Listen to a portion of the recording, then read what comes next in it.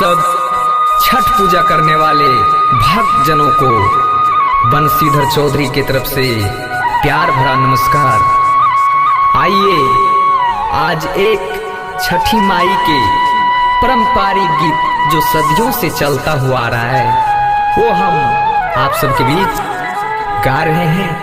आप सब सुनिए और इसी तरह छठी माई से स्नेह लगाए रखिए।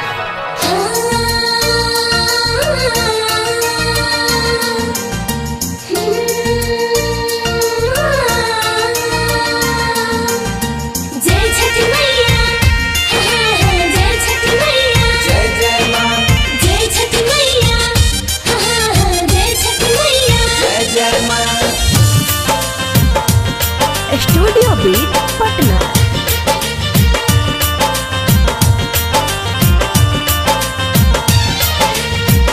यन दीन उगई छो सबेर दीननाथ हो, यन दीन उगई छो सबेर दीननाथ हो, आज किए करे छो देर दीननाथ हो, आज किए करे छो देर दीननाथ हो।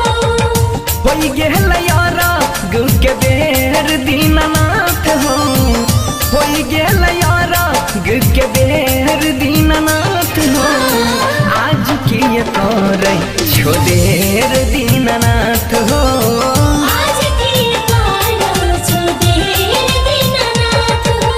जय जय जय जय जय जय छठी माँ, जय जय जय जय जय जय छठी माँ।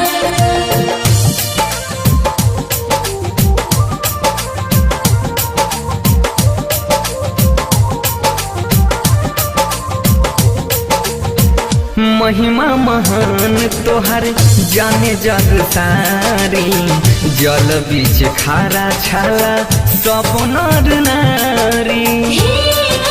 ए माई सुनाओ,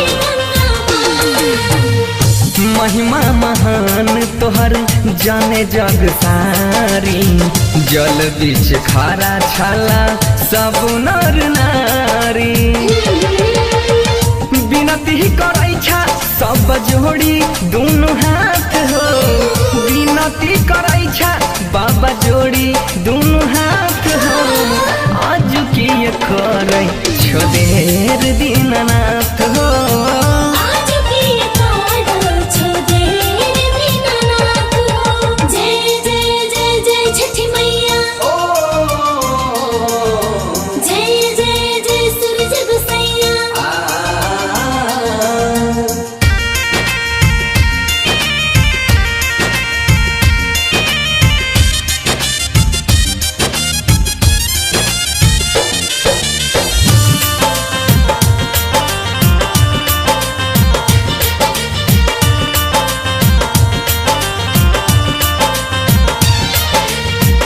पूरा करै छो मैया सबके यार मनामा, गोदिया में दै छो यादित बाजिन के लालानामा। हे छठी मैया, हे छठी माँ।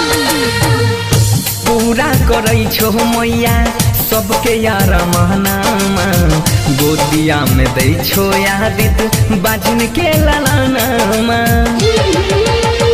सुमित हिमांशु यड़ग दै छा दोनों साथ हो, गोरे लहला बंसी यड़ग दै छा दोनों साथ हो, आज किए करे छो देर